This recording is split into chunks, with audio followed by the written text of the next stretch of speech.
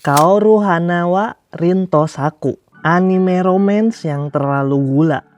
Anime ini bercerita tentang kisah romansa di antara Rintaro dan Waguri. Rintaro adalah seorang anak SMA yang punya wajah yang mengintimidasi dan badannya juga tinggi. Jadi combo maut dah tuh. Udah mukanya serem, badannya tinggi lagi. Dia sekolah di SMA khusus laki-laki yang namanya Chidori. Sedangkan Waguri adalah seorang siswi SMA yang demen banget makan, punya badan yang kecil dan pendek, tapi imut. Ya lu lihat aja lah, makhluk imut apa ini coy. Jadi pengen gue pelihara. Waguri sekolah di sekolah khusus perempuan yang namanya Kikyo. Dan siswi-siswi di sekolah Kikyo itu benci banget sama anak-anak Chidori. Padahal sekolah mereka bersebelahan. Anak-anak Kikyo kalau ngelihat anak-anak Chidori itu udah kayak ngelihat sampah. Rintaro walaupun perawakannya kayak gitu, tapi sebenarnya dia itu baik banget. Tapi sayang, kebanyakan orang cuma lihat dia dari penampilannya doang. Itu makanya waktu SD, Rintaro bilang kalau dia itu udah nyerah nyari temen. Soalnya gak ada yang mau jadi temen dia. Tapi untungnya pas SMA, dia punya temen walaupun dia masih belum bisa terbuka sama teman-temannya. Tapi di sepanjang cerita, development karakter Rintaro itu mulai kerasa. Dia yang takut jujur ke teman-temannya karena trauma dia di masa lalu. Akhirnya dia mau cerita kalau dia temenan sama Waguri dari Kikyo. Dia ngebolehin temen-temennya main ke rumahnya. Pokoknya dia mulai berani jujur sama perasaannya.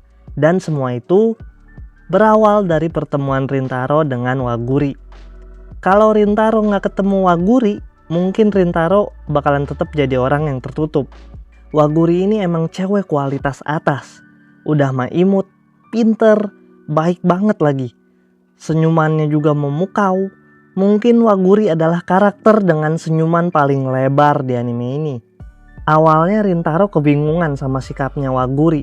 Karena si Waguri ini nggak mandang penampilan Rintaro. Rintaro ngerasa aneh. Kok ada cewek yang malah pengen deket sama dia. Tapi seiring berjalannya cerita, kebingungan Rintaro berubah jadi rasa suka ke Waguri. Mereka berdua emang wholesome banget sih. Dua-duanya sama-sama canggung, polos, malu-malu, salting pas teleponan, sama-sama gampang ketebak juga. Ngebuat hati gue senyum-senyum sendiri gitu. Lucu banget dah pokoknya ngelihat perkembangan hubungan mereka berdua. Gula banget emang. Sekarang gue mau bahas gengnya Rintaro, teman-temannya Rintaro. Pertama ada Usami, tipikal karakter pencair suasana, mulutnya ceplas-ceplos, terus tingkahnya konyol, tapi gue suka sih sama karakter ini. Bisa-bisanya dia ya dengan wajah tanpa dosa ngomong ke si Rintaro, Rintaro lu suka kan sama si Waguri? Bisa-bisanya dia ngomong gitu. Ya walaupun emang kelihatan banget sih si Rintaro suka sama Waguri, tapi si Yorita sama si Natsuzawa kan mereka juga tahu, tapi mereka mah diem-diem aja gitu ngeliat perkembangan hubungan Rintaro sama si Waguri. Emang sih bener-bener si Usami ini. Terus ada Yorita. Yorita ini ya adalah tipe orang yang harus lu jadiin temen dan jangan coba-coba lu jadiin musuh. Serem bener coy. Ngajar 6 orang sendirian padahal gak kelihatan kayak orang yang jago gelut. Mukanya ramah, badannya kecil. Tapi serem kalau lagi serius. Matanya kalau serius itu gila, mengintimidasi banget. Terus Natsuzawa. Sama dia juga kayak si Yorita. Tipe orang yang harus lu jadiin temen dan jangan lu jadiin musuh. Mulutnya tajam banget nih orang. Pedang paling tajam di dunia juga bisa diadu sama mulutnya si Natsuzawa. Nusuk banget omongannya, tapi sebenarnya baik dia. Udah gitu pinter lagi. Terus ada temennya Waguri yang namanya Subadrun. Cewek yang takut sama cowok karena trauma masa kecil. Terus dia protektif juga gitu sama si Waguri. Tapi sebenarnya baik juga sama dia juga. Tapi masalahnya dia belum bisa suka sama dirinya sendiri, makanya dia suka nahan diri. Terus kita lanjut ke orang tuanya Rintaro. Pertama ibunya Rintaro yang suportif banget. Dia rela ngepirangin rambutnya dan ngetindik juga. Soalnya kan si Rintaro dulu pas masih kecil pengen ngepirangin rambut dan ngetindik juga. Terus ibunya Rintaro ini kelihatan banget senengnya pas ngeliat temen-temennya Rintaro datang main ke rumahnya. Itu menyentuh banget sih. Terus ada bapaknya Rintaro, si otaku kue. Ini ya, kalau anime ini tuh anime militer semacam gitu, pasti bapaknya Rintaro ini jadi komandan atau kapten gitulah. Tipikal karakter yang kayak gitu banget soalnya. Suara berat, muka serem, dan tegas. Pantes si Rintaro mukanya serem gitu. Turunan dari bapaknya ternyata. Gue pengen banget sih ngeliat kisah cintanya orang tua si Rintaro. Penasaran banget sih gue. Asli dah, karakter-karakter di anime ini tuh green flag banget. Baik-baik banget.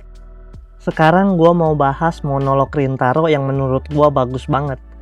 Karena pas banget sama apa yang dirasain si Rintaro. Kayak contohnya pas si Rintaro janjian sama si Waguri. Pas Rintaro di kereta, dia monolog. Pas dia ngeliat pemandangan kota, dia bilang padahal ini pemandangan yang biasa dia lihat. Tapi dia ngerasa pemandangannya beda. Ini kan yang dirasain orang-orang kalau lagi jatuh cinta gitu. Dunia kelihatan beda, kelihatan lebih indah. Terus ada lagi pas festival olahraga di Chidori. Karena banyak pikiran, Rintaro jadi payah banget olahraganya.